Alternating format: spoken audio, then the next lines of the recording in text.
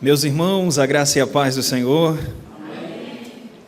Me sinto muito regozijado esta noite em estar com os irmãos mais uma vez. É sempre uma alegria estar aqui, né? E eu agradeço muito aos irmãos pela recepção, pelo carinho que têm demonstrado sempre, pelas mensagens. Inclusive, convidei também para estarem na minha colação de grau, na pessoa do presbítero Maxwell. Mas são muitas atividades. Teve 2 congressos do nosso presbitério na mesma data da minha colação de grau, e aí não teve como conciliar todos os contratempos. Mas estamos aqui pela misericórdia do Senhor. Que os irmãos continuem orando por nós. Vamos abrir nossas Bíblias no livro do profeta Abacuque, capítulo número 3. Livro do profeta Abacuque, capítulo número 3, e vamos ler dos versos de número 16 a 19. Abacuque, capítulo número 3, versos 16 a 19. Abacuque fica antes de Sofonias. Abacuque, capítulo número 3, versos de números 16 a 19 da palavra do Senhor. Amém? Diz assim a palavra do Senhor: ouvi-o e o meu íntimo se comoveu, a sua voz tremeram os meus lábios, entrou a podridão nos meus ossos e os joelhos me vacilaram. Pois em silêncio devo esperar o dia da angústia, que virá contra o povo que nos acomete. Ainda que a figueira não floresça, nem haja fruto na vide, e o produto da oliveira minta, e os campos não produzam mantimento. As ovelhas sejam arrebatadas do aprisco, e nos currais não haja gado. Todavia eu me alegro no Senhor, exulto no Deus da minha salvação. O Senhor Deus é a minha fortaleza, e faz os meus pés como os da corça, e me faz andar altaneiramente. Ao mestre de canto para instrumentos de cordas. Vamos orar? Pai bendito e santo, nós nos aproximamos da Tua palavra mais uma vez, com temor e tremor em nosso coração, Senhor. E rogamos que pela Tua misericórdia, Tu fale conosco através desse texto esta noite. Ó Deus, que as vidas que aqui estão sejam impactadas com o Teu Evangelho, e que esta verdade possa trazer clareza diante das situações da vida que enfrentamos. Ó Deus, que esta palavra nos traga força em tempos difíceis. Assim nós te oramos, em nome de Jesus. Amém. Segunda-feira, por volta das 11 horas da noite, um avião transportando cerca de 84 pessoas, entre eles a tripulação, jogadores de uma equipe, a equipe do Chapecoense, e ainda repórteres e comissão técnica. Batem em uma montanha, a asa do avião fica preso em uma montanha e o restante do avião cai para um outro lado, que provavelmente, segundo alguns dados, por falta de combustível. Uma tragédia que comove todo o mundo.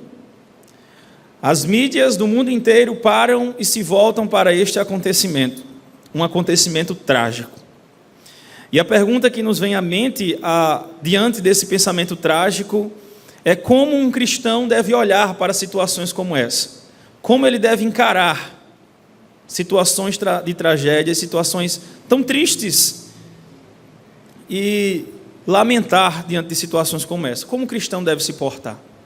Mas não apenas isso, meus irmãos, aconteceu esta semana.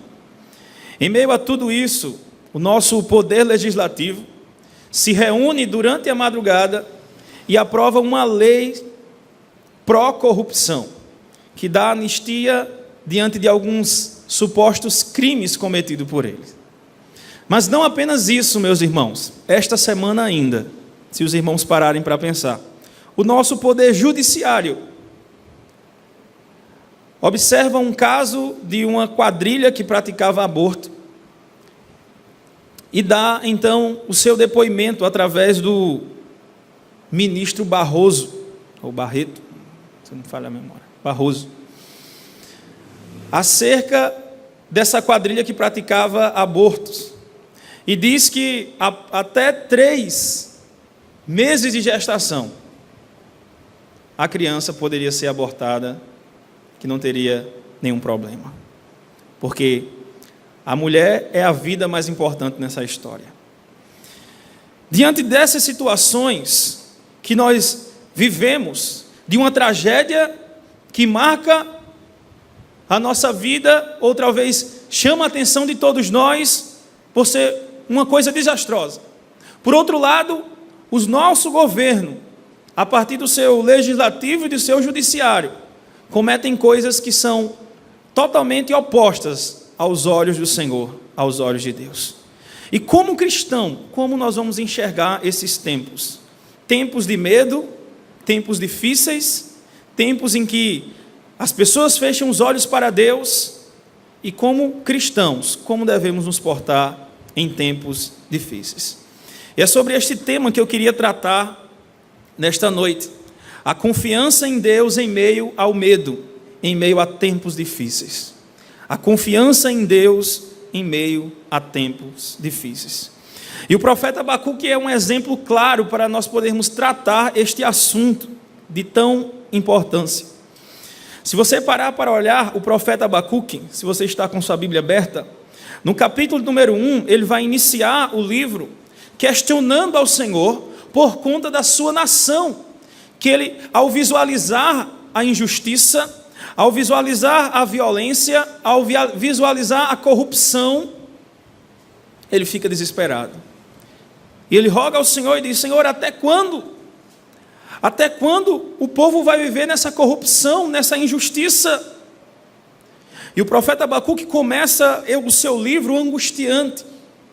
Mas a verdade, irmãos, é que o profeta Abacuque termina o seu livro como alguém maduro que entendeu, pela fé, como lidar com as situações difíceis através da confiança em Deus.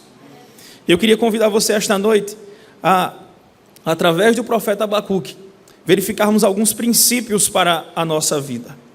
Então o profeta Abacuque, no capítulo de número 1, ele vai exatamente questionar ao Senhor Deus. E a resposta de Deus para o profeta Abacuque, ainda no capítulo 1, é que vai levantar um povo, e que esse povo vai vir para trazer juízo ao povo de Judá, ao povo a qual o profeta Abacuque estava profetizando. O profeta Abacuque, ele profetiza o reino de Judá alguns anos antes do cativeiro babilônico. E profetizando nessa época, ele profetiza acerca do cativeiro babilônico. E é exatamente isso que acontece. Passou a época do rei Josias, uma época em que o povo estava atento à voz de Deus, o povo estava olhando para Deus. Chega então uma época em que o rei Josias já não está mais. E o povo começa a entrar numa corrupção. É tanto que, se você olhar no capítulo número 1, no verso de número 2, ele vai dizer: Até quando, Senhor, clamarei eu e tu não escutarás? Gritar-te-ei violência e não salvarás. Porque me mostras a iniquidade e me fazes ver a opressão, pois a destruição e a violência estão diante de mim, há contendas e o litígio se suscita. Porque por esta causa a lei se afrouxa, a justiça nunca se manifesta, porque o perverso cerca o justo e a justiça é torcida. A justiça é torcida, a lei está frouxa.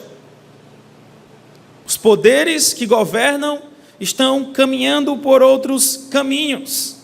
E o que é que acontece? Deus diz então a Abacuque: trarei uma obra maravilhosa para vocês. Trarei o povo caldeu, e esse povo vai trazer juízo sobre o povo de Judá. Imagine que o profeta que leva uma questão para Deus, agora esse profeta recebe a resposta de Deus, dizendo que Deus vai punir o povo completamente. O profeta então fica desesperado e diz: Mas Senhor, no capítulo de número 1 ainda, mas Senhor, como pode isso acontecer? O povo, os caldeus, são um povo muito pior do que nós somos melhores do que ele. Por que o Senhor vai fazer isso? O Senhor que é tão santo, tão justo. E Deus então responde ao profeta, mais uma vez, apontando que o justo viveria pela sua fé. Ele então, durante o capítulo 1 e o capítulo 2, ele é confrontado com toda essa dimensão de corrupção, de injustiça, mas de uma tragédia iminente, porque o povo caldeu está vindo para destruir o povo de Israel. E como ele lidar com tudo isso? Como ele se questiona, começa angustiando, e como ele lidar? Observe com você, meus irmãos, que no capítulo 2, verso 20, o Senhor Deus termina a sua fala para o profeta, dizendo: o Senhor, porém, está no seu santo templo, cale-se diante dele toda a terra. Em outras palavras, o que Deus está dizendo para Abacuque aqui, é que ele está no comando do universo, é que ele está no controle das coisas, e a sua obra, ela vai muito mais além do que Abacuque está falando. O que ele vem tratar aqui, na verdade, é que a obra de Deus era levantar os caldeus para destruir o povo, mas depois os próprios caldeus iam ser destruídos, que é exatamente o que acontece na história bíblica.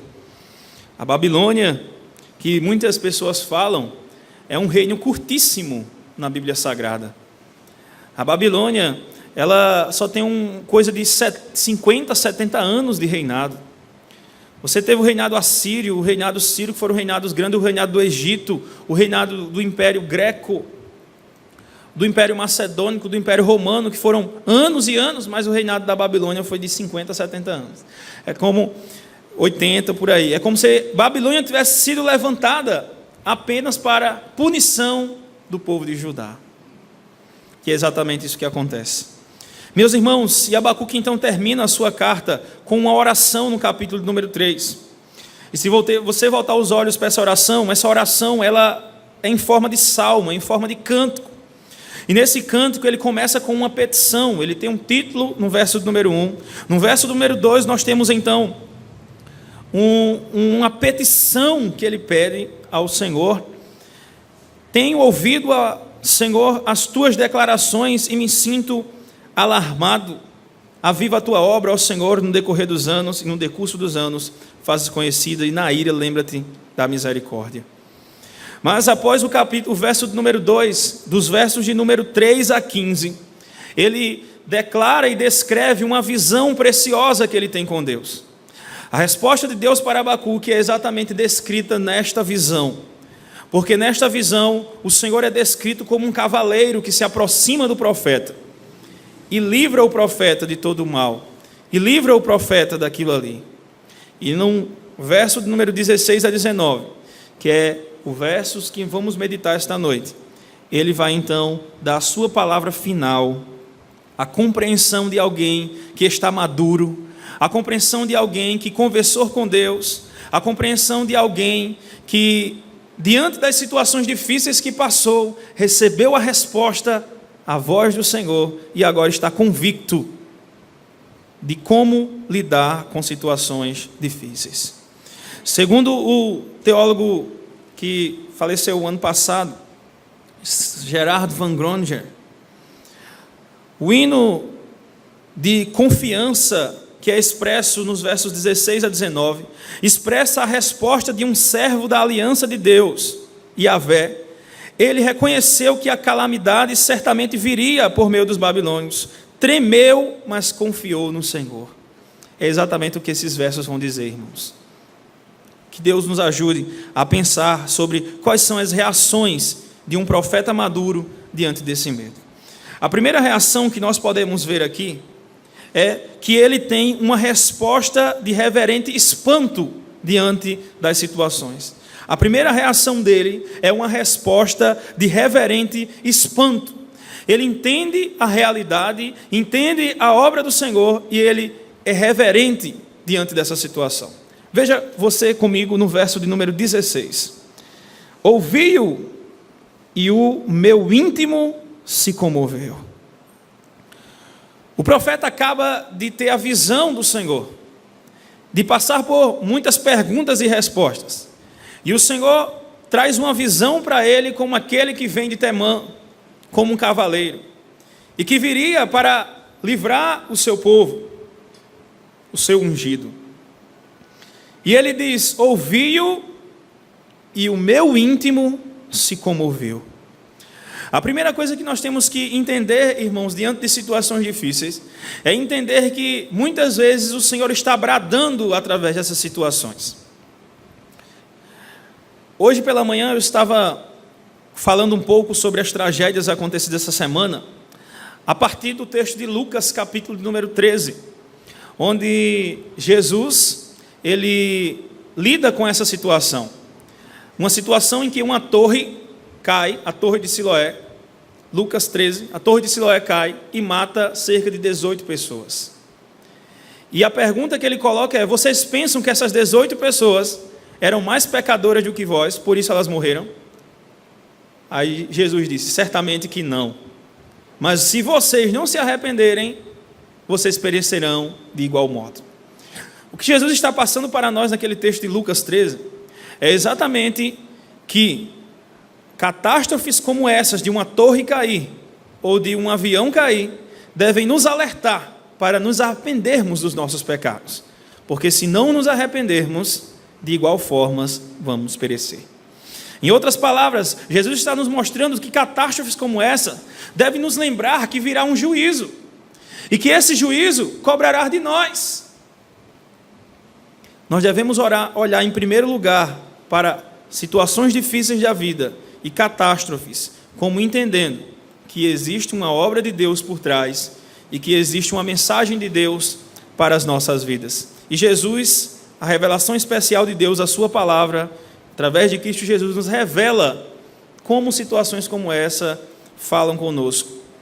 E ao olhar para situações difíceis como essa, irmãos, nós não temos apenas que nos comover de estarmos com os familiares, prestar o nosso luto, isso é importante, mas devemos acrescer a isso uma reflexão acerca do juízo que está por vir. Acerca do juízo que está por vir. Por isso que o profeta coloca aqui que quando ele ouve a voz de Deus, ele se comove. Quando ele ouve a voz de Deus, ele se comove. Depois, nós temos ainda que ele diz: a sua voz tremeram os meus lábios. A voz do Senhor, irmãos, ela é muito clara. Por exemplo, no Salmo de número 29, que eu costumo chamar o Salmo da voz de Deus, né? Acho que os irmãos devem conhecer. Rapidamente, abra sua Bíblia no Salmo 29, deixe marcado nesse texto. Só para você ver, eu vou ler alguns versículos do Salmo 29, que fala sobre a voz do Senhor. E por isso que o profeta se comove, por isso que o profeta, ele treme.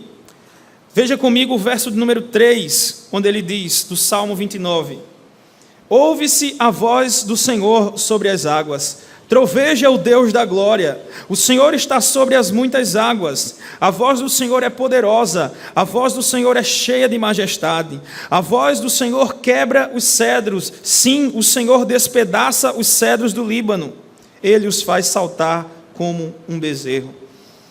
O Líbano e o Cidrom, como boi selvagem. A voz do Senhor despede chamas de fogo. A voz do Senhor faz tremer o deserto. O Senhor faz tremer o deserto de Cádiz. A voz do Senhor faz dar cria às costas e desnuda os bosques. E no seu templo tudo diz glória. A voz do Senhor, irmãos, é quem é responsável por todos os acontecimentos. Tudo está diante do Senhor. Tudo está sobre o poder do Senhor, sobre o controle de Deus. Ele é soberano. E por isso que a sua voz se encontra em todos os acontecimentos, sejam bons e sejam más. Existe um propósito do Senhor para tudo isso. E isso é uma coisa que você, como cristão, deve estar claro na sua vida, que você precisa entender realisticamente eventos difíceis como esse. E tempos difíceis que ainda estão por vir, que você precisa compreender que tudo está no controle do Senhor. Meus irmãos, uma outra coisa que acontece é que ele se comove, ele treme os lábios. Aqui diz ainda que entrou a podridão nos meus ossos e os joelhos me vacilaram. É como se ele tivesse comovido com tudo isso. Isso nos diz que diante das situações difíceis e catástrofes que acontecem, nós temos que se comover, nós temos que participar desse luto, mas devemos também entender qual é a voz do Senhor que está falando por meio daquilo. Tivemos também essa semana, irmãos, a perca de um pastor, amigo nosso, pastor presbiteriano, o pastor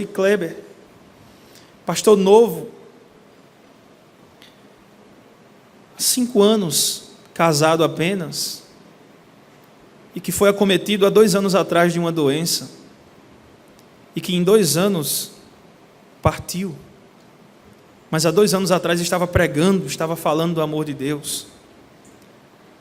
Como entender situações tão difíceis como essa e que acontece com homens de Deus, inclusive?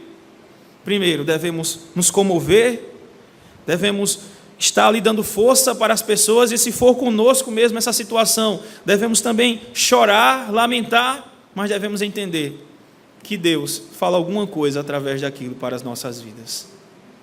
A voz do Senhor, ela fala, ainda que nós nos comovemos, ainda que nós nos trememos, ainda que a situação é tão difícil que é como que a podridão entrasse em nossos ossos, mas devemos entender que Deus fala por meio dessa situação. Mas o profeta não perde as esperanças, ainda nesse momento de entender o evento realisticamente.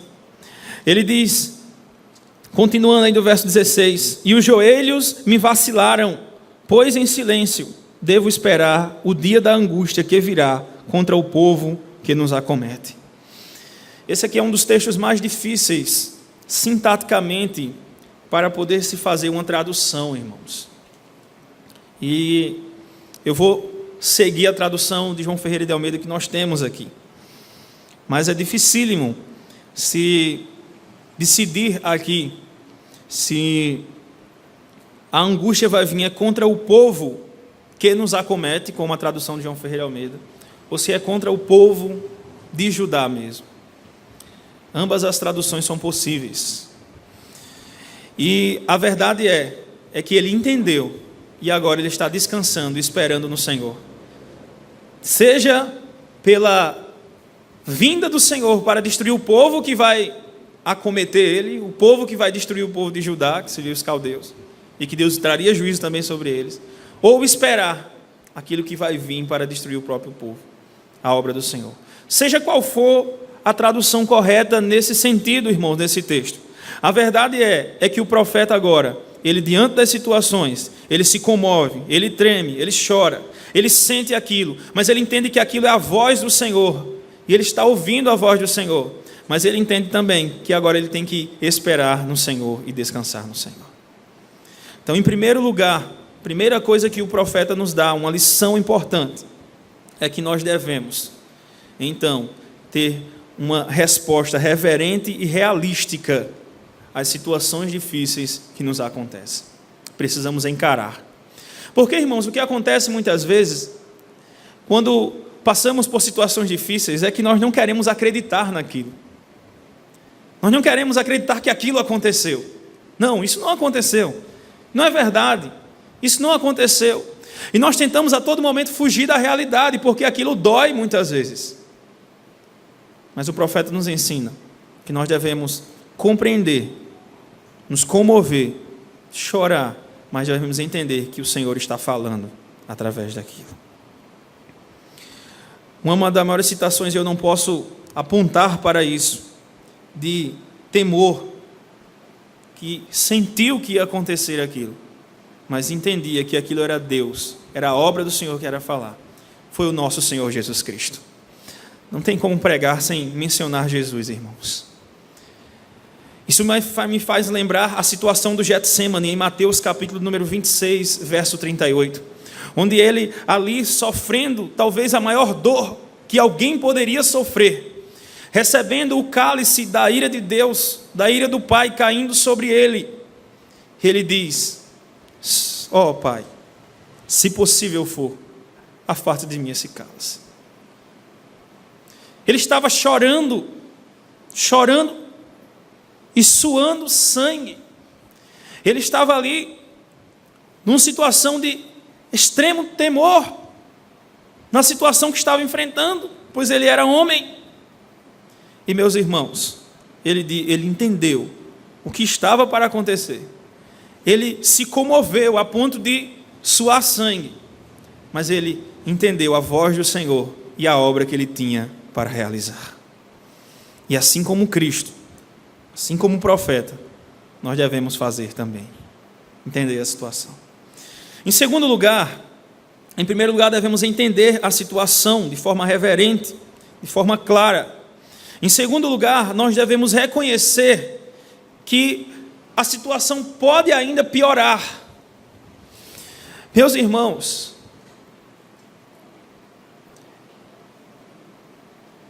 nós temos que entender muitas vezes que as situações que nos acometem e que vai acometer a igreja do Senhor, antes da vinda do Senhor, pelo menos eu creio assim, ela pode piorar. E quem crê em uma linha amilenista, por exemplo, como a nossa igreja, crê que a situação ela vai piorar. Nós vamos passar pela grande tribulação. E é exatamente nesse sentido que o profeta aqui coloca, e ele entende que a situação pode piorar. E ele diz que ele coloca isso diante de Deus na sua fala. E é exatamente o verso de número 17 onde ele coloca. Veja comigo o que diz o verso 17. Ainda que a figueira não floresça, nem haja frutos na vide, o produto da oliveira minta, os campos não produzam mantimento, as ovelhas sejam arrebatadas do aprisco, e nos currais não haja gado. Ainda que aconteça tudo isso, ele está dizendo, pode ser que aconteça tudo isso, eu tenho que estar pronto. A segunda lição, irmãos, que o profeta tira de situações difíceis como essa, é dizer o seguinte, pode acontecer algo pior, e eu tenho que estar pronto para isso. Em outras palavras, ao ver uma determinada tragédia, eu tenho que pensar o seguinte, poderia ter acontecido comigo, poderia ter acontecido com um parente meu, e eu tinha que estar pronto para esse momento. Nós temos que pensar, irmãos, que nós temos que estar pronto para situações mais difíceis do que a que enfrentamos hoje em nosso país, porque a situação pode piorar. Nós não sabemos, irmãos, como vai ser o ano de 2017, não sabemos. Não sabemos como vai ser 2018 ou daqui a 5 anos, como vai estar a economia do país, como vai estar o Brasil, como vai estar a segurança do país, não sabemos de nada, porque tudo está nas mãos do Senhor. Não sabemos como vai ser o futuro dos nossos jovens, que tanto se preparam durante o ensino médio para entrar na universidade, mas não sabemos como vai ser o futuro deles. Nós não sabemos, só pertence ao Senhor. Mas temos que entender que as coisas podem piorar, e ainda que piorem, o profeta vai estar confiante. Nós temos que estar confiantes. Observe que o profeta aqui faz uma alusão, assim como no capítulo 3, de 7 a 15, também ele faz muita alusão à lei do Senhor, ao Pentateuco. E aqui ele faz exatamente, provavelmente, uma alusão às pragas citadas em Deuteronômio, capítulo número 28. No livro de Deuteronômio, capítulo número 28, ele cita que você vai ser abençoado se você ouvir a voz do Senhor teu Deus, você vai ser abençoado com muitas bênçãos. Mas se você não ouvir a voz do Senhor teu Deus, você vai ser amaldiçoado.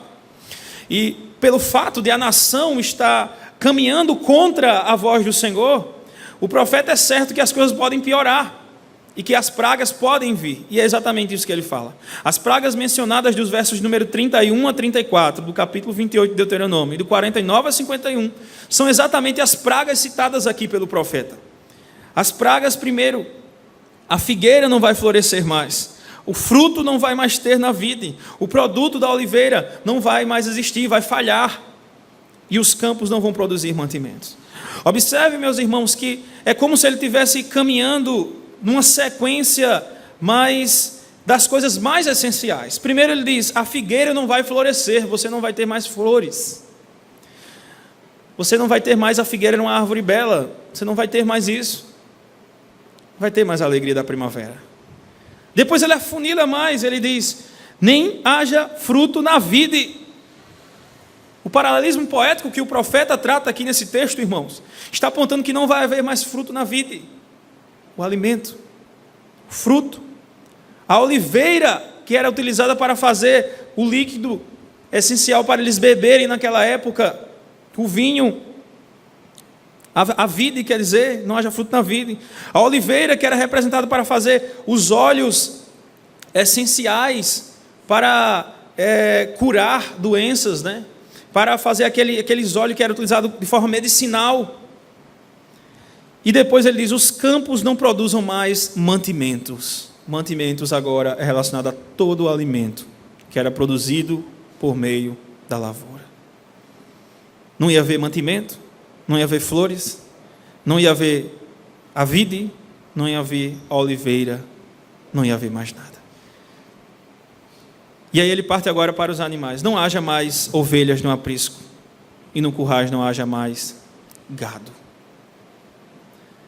Ainda que nos falte alimento, Senhor, ainda que a situação fique tão difícil para nós, que nos falte alimento. Esta era a convicção dele, irmãos. Era que, ainda que as coisas pudessem piorar, ele iria confiar no Senhor.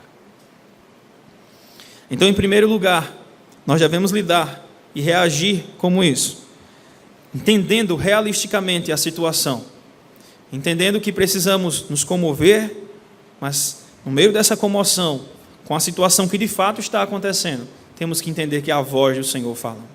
Segunda coisa, devemos entender que as coisas podem ainda piorar, mas todavia, a terceira coisa, nós devemos ter uma resolução firme, jubilosa e confiante no Senhor. E é exatamente assim que o profeta termina falando, verso de número 18: todavia me alegro no Senhor e exulto no Deus da minha salvação. Uma resolução jubilosa e confiante, regozijo, ainda que me falte alimento, ainda que me falte o vinho, ainda que me falte a oliveira, ainda que não tenha mantimento, ainda que não haja mais carne, o gado não tenha mais, nem ovelhas no curral, a economia não exista mais, ainda que nos falte tudo, ele se regozija, ele se alegra no Senhor.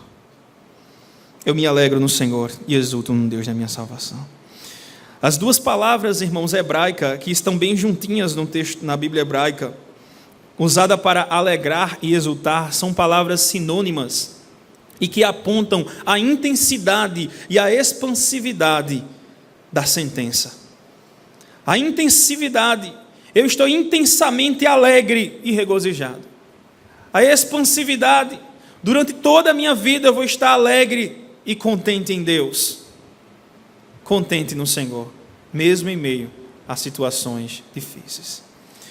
Uma das coisas interessantes aqui, irmãos, que eu queria chamar a atenção, é que a base da alegria e do regozijo é Deus. A base da nossa alegria e do nosso regozijo não tem que ser as circunstâncias, porque as circunstâncias nem sempre são boas. As circunstâncias, elas variam muito, mas a base da nossa alegria, do nosso regozijo, tem que ser o nosso Deus, o nosso Senhor. Sabe, irmãos, cada dia mais eu penso que nós estamos esquecendo mais do alto e pensando mais na terra. A nossa alegria tem que estar no Senhor, não nas circunstâncias. Quando me lembro das palavras deste homem que nos deixou, inclusive sábado anterior ao sábado que se passou agora, um exemplo de piedade e erudição juntamente, o Dr. Russell Shedd, foi o nosso professor na Juvep, e ele, quando terminava a sua vida, ele dizia, sentindo as dores do câncer, ele dizia: irmãos, eu estou começando a sentir as dores. Que alegria, porque eu estou passando pelo sofrimento. Se as dores são tão grandes, quão grande é o galardão que eu vou receber por eles? Porque eu estou sendo desmamado desse mundo.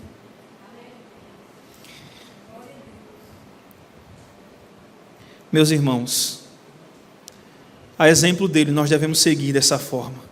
A nossa alegria e o nosso regozijo não deve ser nas circunstâncias. como ele sentindo dor, mas dizendo: que alegria sentir essas dores, porque se as dores são tão fortes, quão grande vai ser o meu galardão no céu. A nossa alegria tem que estar no Senhor, tem que estar fundamentada no Senhor, que nos deu a esperança em Cristo Jesus. A nossa alegria tem que estar fundamentada nisso, irmãos, independente das situações. Esta semana que se passou, aconteceram todos esses eventos, que talvez tenham mexido com todos nós. E esta semana que vai vir, o que será que vai acontecer? Nós não sabemos. Mas uma certeza temos que ter, que vamos estar alegres e regozijados no Senhor, no Senhor, no Senhor, no Deus da aliança. Em segundo lugar, ainda, a resolução dele é baseada na sua fonte de alegria, que é Deus, mas ainda na sua fonte de força. Veja que ele fala no verso 19: o Senhor Deus é a minha fortaleza. A fortaleza era um lugar onde você se refugiava, um lugar onde você buscava força. Era a fortaleza. Você estava na guerra e precisava então recuperar as forças, se alimentar, fazer com que você ia para a fortaleza, para depois voltar para a guerra novamente. Era o lugar onde estava protegido totalmente, para que os inimigos não pudessem atacar naquele momento. Era a fortaleza. O Senhor, Ele é a nossa fortaleza, é a nossa fonte de força. Quando você dizer assim: eu já não tenho mais forças, as minhas forças estão se esvaindo, o Senhor é a tua força. É nele que você tem que buscar refúgio. Irmão, você pode não estar passando por nenhuma situação difícil no dia de hoje, mas essa mensagem tem que ficar tão viva no seu coração, para que quando chegar o dia mau, você possa pensar e meditar nela. O Senhor é a sua força. E em terceiro lugar, a resolução jubilante dele, a confiança que ele tem, que ainda que a situação piore, ele vai estar confiante no Senhor, ele vai estar alegre no Senhor, porque o Senhor é a fonte de alegria dele, porque o Senhor é a fonte de força. Mas ele termina aqui dizendo que o Senhor faz os seus pés como os da corça e faz andar altaneiramente. Fixa os pés como os da corça. Para entendermos o que o profeta quer falar aqui, é preciso entender o que é a corça. A corça, na verdade, é um animal nosso aqui do Brasil, mais parecido com a corça é o veado, uma gazela, um veado, um animal que ele é bem leve e que corre bastante. Eu acredito que há 2 domingos atrás, se eu não me engano, foi um domingo atrás, passou no Fantástico uma situação que falava sobre o veado. E ele foi interessante quando o repórter afirmou que ele corre cerca de 4 ou 5 vezes mais que um ser humano. Que a pergunta era: se você o veado fosse correr atrás de você, o que é que você faria? Você subia em cima de uma árvore, várias opções lá, né? Ou você corria. Aí teve uma pessoa que disse assim: eu corria. Aí o repórter disse que se corresse, rapidinho ele pegava, porque ele corre 4 vezes mais. Porque ele tem os pés leves, ele pula. E um detalhe interessante é que ele consegue andar rápido em sólidos irregulares, em solo irregular, com buraco, com muitas coisas, porque ele pula bastante rápido, a forma que ele corre. E andar altaneiramente aqui, irmãos, tem 2 sentidos. Andar altaneiramente ou para lugares altos, tem a ideia de que rapidamente a corça conseguiria chegar no cume da montanha, rapidamente. E a outra é que, ainda que a montanha tinha sólidos irregulares, ela conseguia lidar em situações irregulares. Ela conseguiria lidar em solos que tivessem uma parte alta e uma parte baixa, uma parte alta e uma parte baixa. Não fosse plano como nós temos aqui.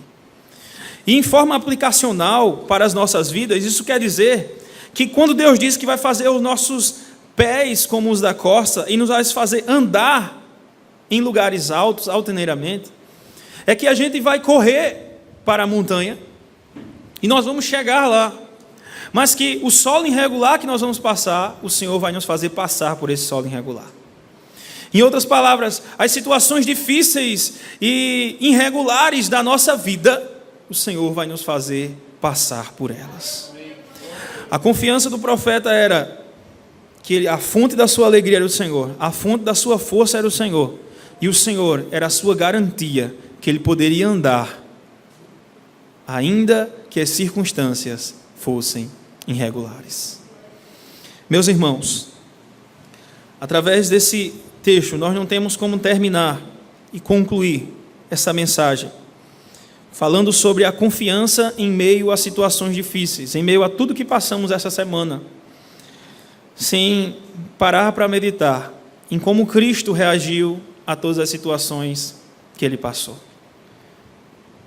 No Getsêmani, como eu já citei, é um momento, mas ele passou por todas as situações difíceis da sua vida. Ele foi chicoteado, ele foi cuspido, ele foi condenado injustamente. Mas, meus irmãos, ele chegou até a montanha. Ele passou pelos terrenos irregulares. E ele venceu. E Cristo é a nossa esperança, irmãos. A esperança da glória. A nossa confiança tem que estar no Senhor. Dia após dia. Confie no Senhor. Confie no seu Deus. Porque as situações podem piorar, podem ficar difíceis para nós. Mas o nosso regozijo, a nossa força está no Senhor. Vamos orar.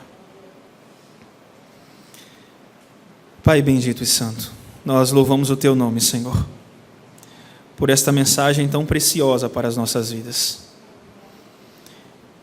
Queremos neste momento orar por cada pessoa que está escutando essa mensagem, Senhor. Aquelas pessoas que ainda não se voltaram para Ti, ó Deus. Há uma grande diferença, Senhor, entre aqueles que estão contigo e aqueles que não estão.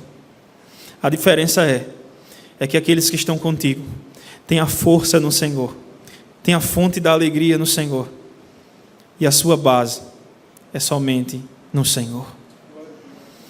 Que o Senhor possa alcançar, ó Pai, aquelas vidas que ainda não tiveram encontro genuíno com o Senhor.